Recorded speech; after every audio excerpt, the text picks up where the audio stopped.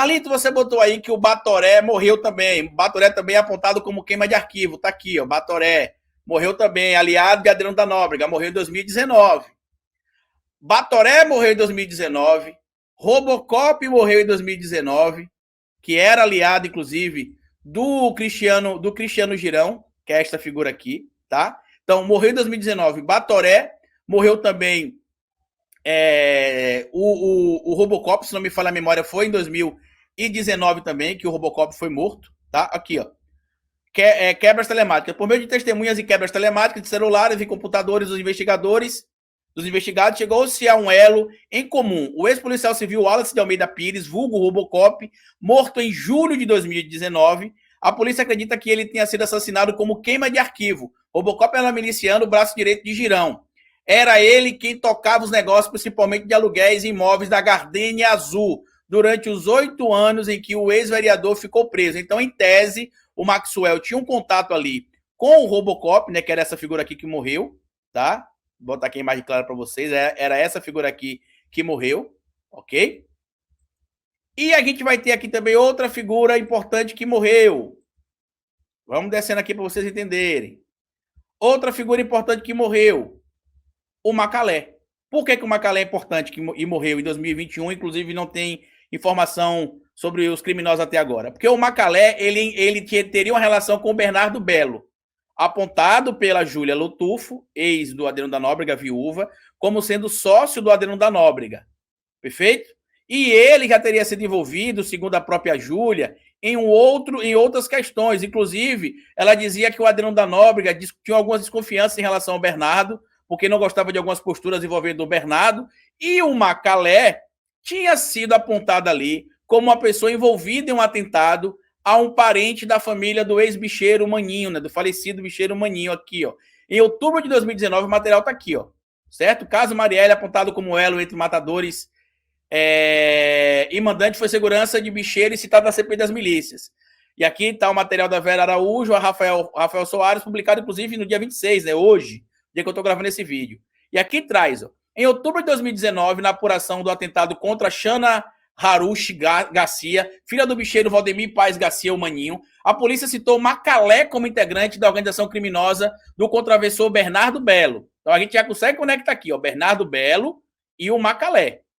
Ou seja, Bernardo Belo, que é essa figura aqui, a gente consegue conectar com o Macalé. Inclusive, ele foi preso na Colômbia, mas por uma decisão do STJ ele foi solto e nesse momento, apesar de ter mandato de prisão contra ele, ele está foragido. Por isso que não tem nenhum xizinho aqui nele.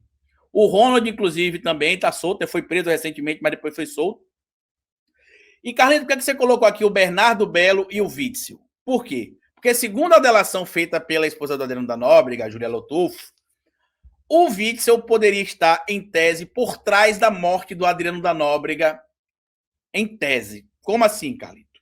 Segundo ela disse que ouviu dizer, né, ela disse que tem informações, na verdade, que o Bernardo Belo procurou o Witzel para que o Witzel, utilizando a polícia do Rio de Janeiro, executasse o Adriano da Nóbrega na Bahia e ele ficasse sozinho como, entre aspas, líder do escritório do crime.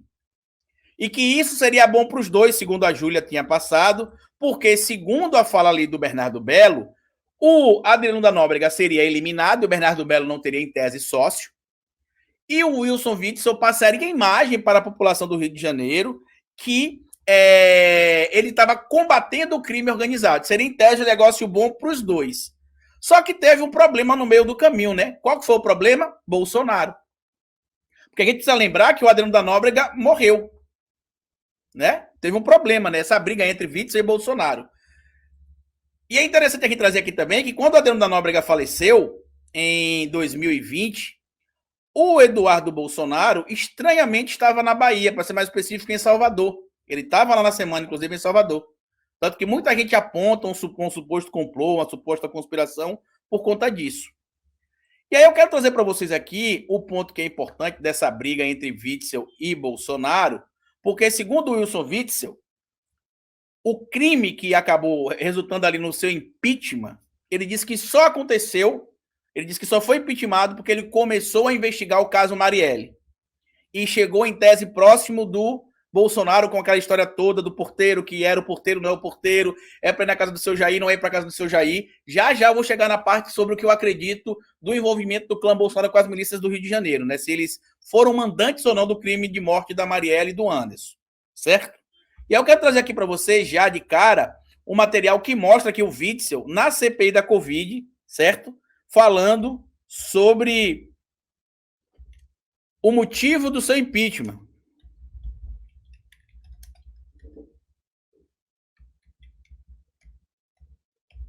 Crime no Rio de Janeiro não é para os mandantes do caso Marielle, do assassinato brutal e terrível desta mulher, que foi um impacto não apenas no Brasil, mas em todo o mundo. Verdade. Senadora, a minha condução como governador não é interferir na investigação.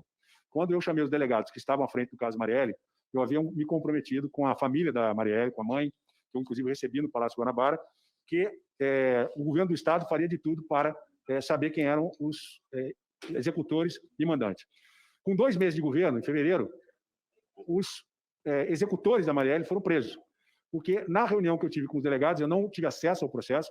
Não é meu papel como governador ter acesso à investigação, mas é meu papel como governador fazer com que a polícia funcione, assim como é meu papel fazer com que a saúde funcione.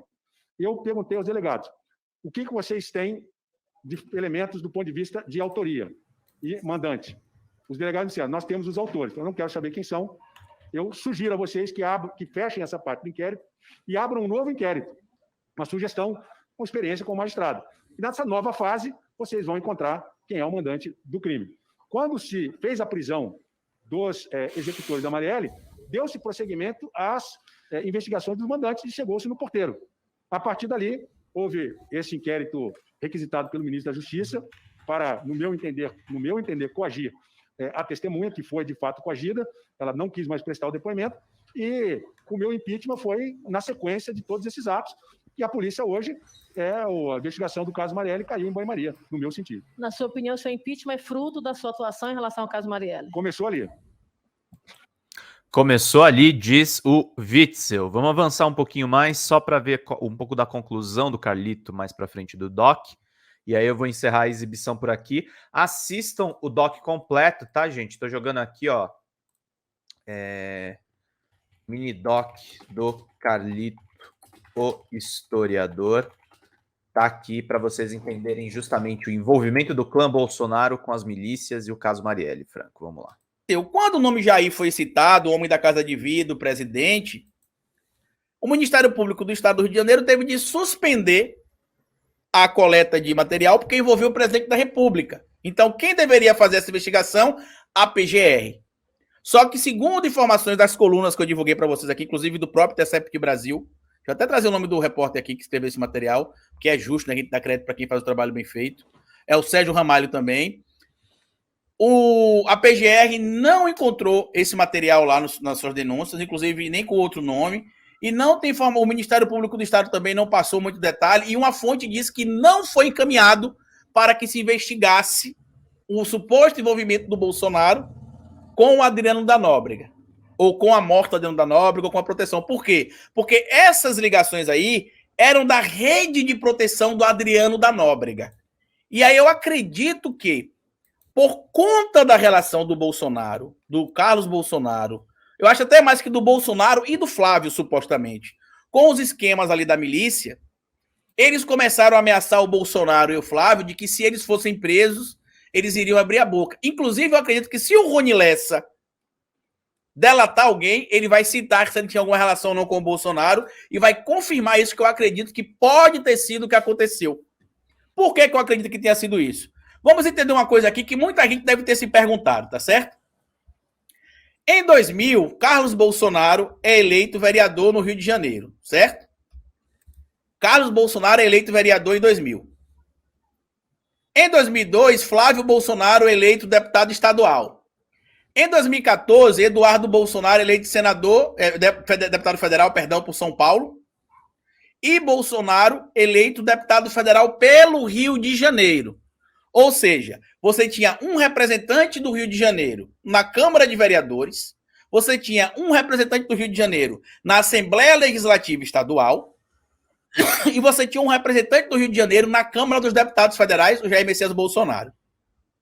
A grande pergunta é, por qual motivo o Carlos Bolsonaro nunca foi candidato a outro cargo político que não o de vereador? Porque pela quantidade de votos que o pai dele passou a ter alguns anos ali à frente, em específico a partir da eleição de 2010, 2014, por que o Bolsonaro não lançou, por exemplo, o Carlos deputado estadual junto com o Flávio, ou deputado federal junto com ele, ou o Flávio não saiu logo antes como deputado federal? E em 2014, por exemplo, quando o Eduardo Bolsonaro é eleito deputado federal, o clã passa a ter 2 parlamentares federais no Congresso. Perfeito?